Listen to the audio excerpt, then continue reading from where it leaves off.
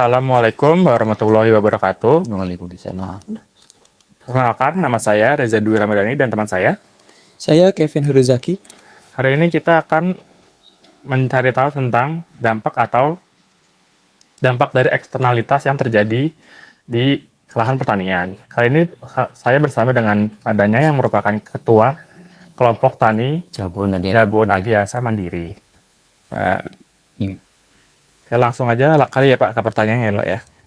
Jadi kan Bapak nih di sini pasti ada dong Pak kayak kegiatan-kegiatan sekitar atau kayak dari warga-warga sekitar itu yang berakibat atau bahkan berdampak ke lahan Bapak Pak. Itu ada apa aja ya Pak? Oh, memang kalau kita di sini ya, kalau yang terutama ya kalau musim kemarau ya, karena kita di sini kan ada limbah, ada beberapa warga banyak sih di sini tuh, bukan beberapa ya, kadang-kadang satu kampung hampir semua seperti itu. Jadi limbahnya itu limbah tempe, limbah tahu, ya limbah perumahan dari Polda itu kan. Jadi ya kita semua warga itu kan masuknya ke ini sungai yang kita ambil. Jadi kalau musim kemarau ya paling dampaknya itu suka gatal-gatal. Kita nggak berani turun. Kalau udah kelihatan airnya nih warnanya hitam, berarti itu murni air limbah.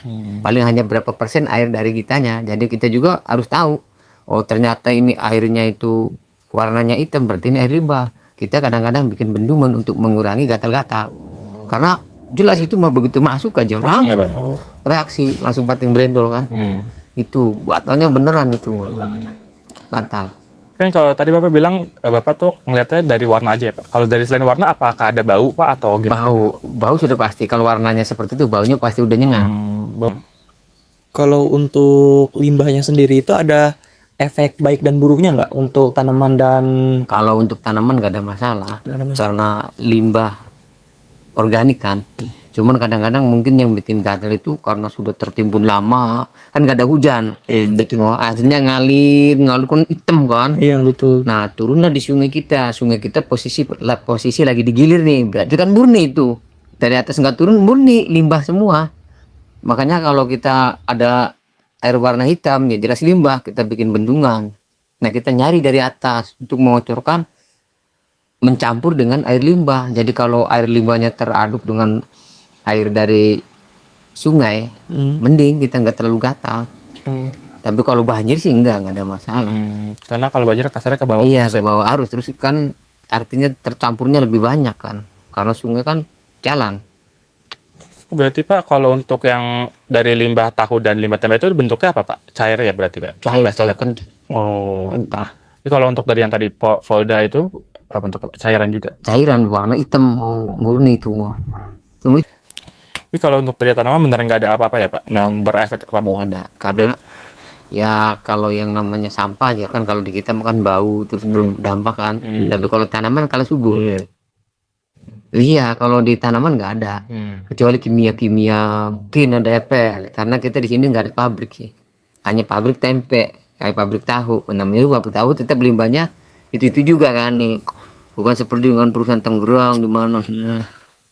berarti efeknya lebih ke kasarnya ke orang, ke Bapak gitu ya? Iya. Jadi gatal-gatal. Iya, gatal-gatal. Kalau untuk limbahnya sendiri itu ada perkiraan dia datangnya kapan nggak Pak? Atau pas ngelihat itemnya aja gitu? Kan itu mah limbah mah tiap hari jalan. Oh tiap hari. Tiap hari jalan. Cuma kalau nggak disentuh dengan air hujan kan dia akan kentah, warna redap lah itu. Berarti yang bikin apa namanya?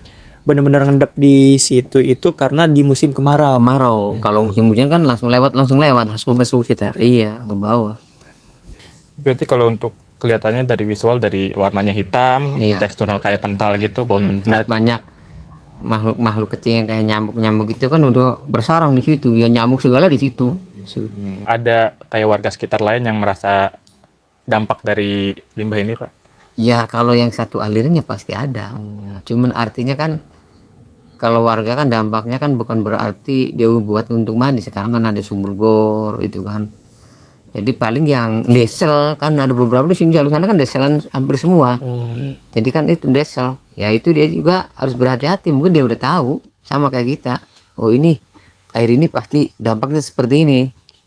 Tahu. Oke Pak, mungkin segitu aja pertanyaannya Pak untuk soal limbah. sekian informasi dari limbah atau dampak eksternalitas dari limbah yang ada di Poktan. Poktan. Ya, boleh ya, Mandiri. Terima kasih Pak. Ya.